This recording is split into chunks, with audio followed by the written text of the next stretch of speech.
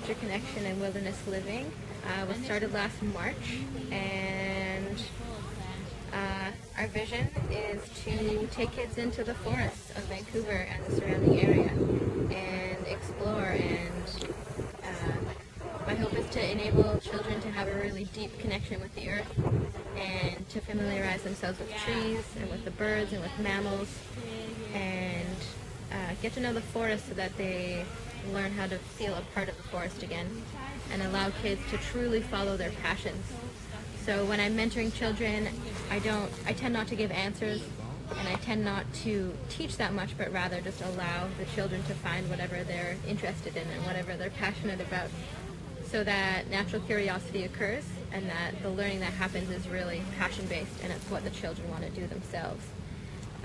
So we focus on mammals and birds, wildlife tracking, and survival skills, things like making cordage, using friction to make fire, making shelters, weaving with different things like cedar and willow, and just practicing different skills that were once a very important part of First Nations cultures all over the world. So study the edible and medicinal and cultural uses of plants in the area and learn what plants we can use if we get stung by a bee or a wasp. We learn about all the different kinds of berries we can eat, all the wild greens that we can eat in the forest,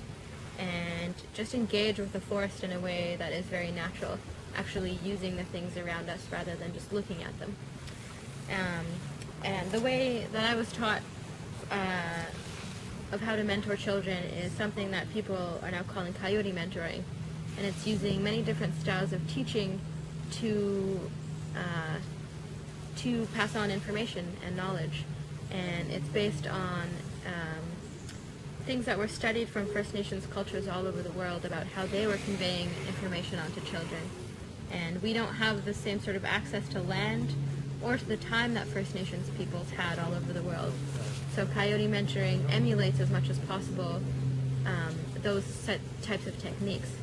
So one thing we do is the art of questioning, where if a student asks, "What tree is that?" rather than giving them the name of the tree, I'll ask, "Well, what does the bark look like? And what do the leaves look like? And have you seen anything else before?" And I ask questions to engage curiosity and get to the point where a child becomes so curious that they want to go and find this information on their own and look it up and find as much as they can about a particular tree or a plant or an animal track. So it's about not necessarily conveying answers and always wanting people to know the names of everything, but rather what engages your curiosity most fully and what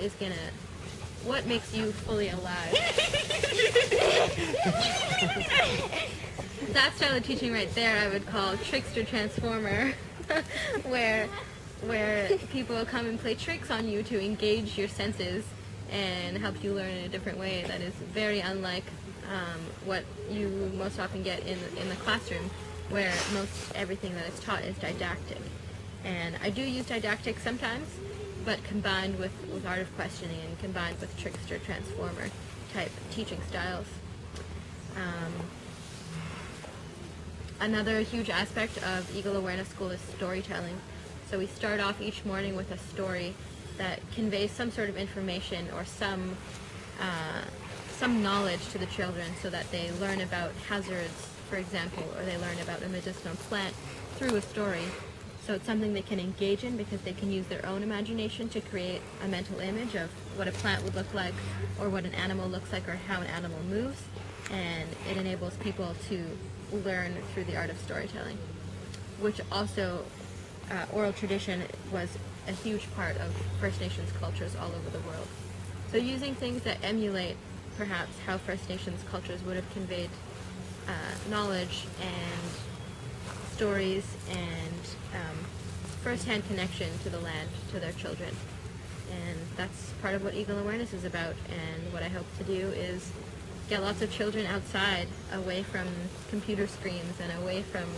inside time, and just get them outside connecting with the natural world in a really hands-on, experiential way, so that they can relearn how to feel a part of the earth and learn how they can live together with the earth. Because if we have people that have strong connections to the earth and know about the earth and not just look at it on a TV screen or look at it from the trail. If we have people that really have those strong connections to the earth, then I think that is what is going to help us have strong ties to the earth and help fight for the earth and to keep the earth sacred and protected. So come to Eagle Awareness School and you'll learn lots of really awesome stuff.